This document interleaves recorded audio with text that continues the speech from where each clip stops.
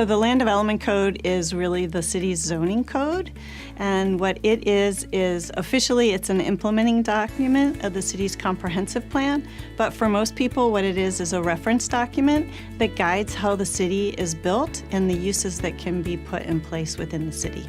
So this effort was started in 2012. It's a culmination of a long outreach and public interaction process. I believe we've had, by my last count, about 60 public meetings that have occurred as part of this. So really, the time is ripe for us to go through a change, to continue to use a development code that had its original structure put in place in 1992. We're well past that. I think we haven't incorporated all of the best practices that we could. The construction and the built environment is changing, the technology behind it is changing, and we need to keep up with that.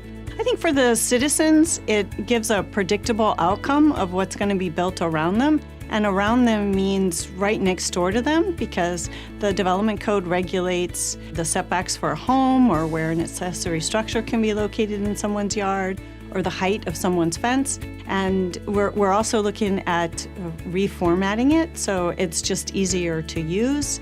So the city has posted all of the new code on our city website. If you go to the main page of the city and type in Land Development Code in the search bar, it will bring up the page which will direct you to all of the documents that we're talking about, as well as opportunity to access a interactive map that the city has made showing the entire city and the extent of the areas that are going to be potentially included in a rezoning.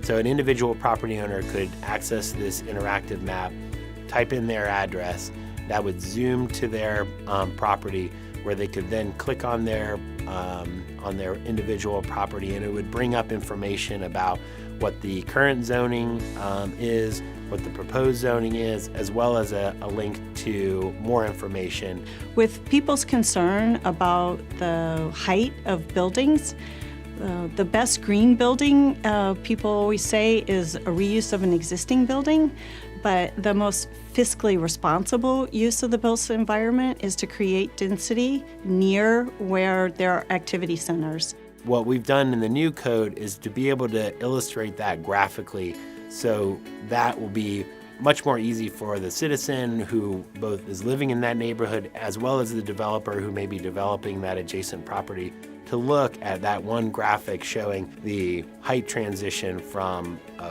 single-family house to a new development and be able to see that information displayed graphically.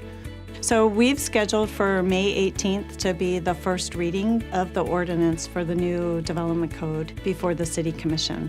We'd sure love it if people could come out and give constructive input on what their ideas are around it. So there'll be a first read and then a second read where hopefully the ordinance will be adopted.